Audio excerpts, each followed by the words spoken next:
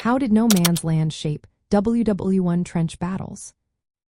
Imagine standing in a muddy, crater-filled wasteland, with barbed wire tangled all around and the distant sound of artillery booming.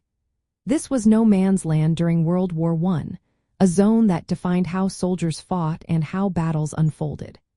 It was the space between enemy trenches, often just a few yards or hundreds of yards wide, but it was filled with danger at every step. Soldiers knew crossing it meant facing machine guns, landmines, and sniper fire, making every advance a deadly gamble. Because of this, armies couldn't just charge forward like in earlier wars. Instead, they had to plan carefully, using artillery to blast enemy defenses and cut through barbed wire before sending troops across. This slow, cautious approach turned the war into a war of attrition, where holding ground became more important than quick victories. No man's land was so hazardous that soldiers rarely looked over the trench parapets into it, fearing sniper fire. Instead, patrols and night raids were common, used to gather intelligence, destroy enemy wire, or take prisoners.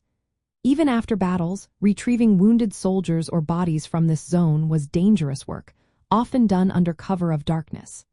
The geography of no man's land also influenced tactics.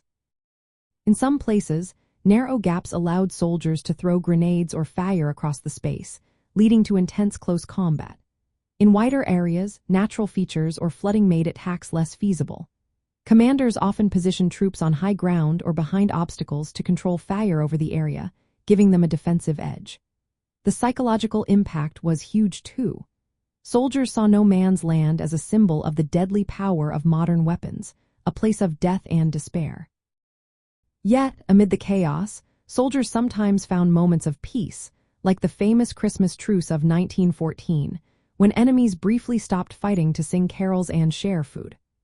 Overall, no man's land shaped trench battles by acting as a deadly buffer zone that limited movement, encouraged static defenses, and prolonged the stalemate that defined much of the war.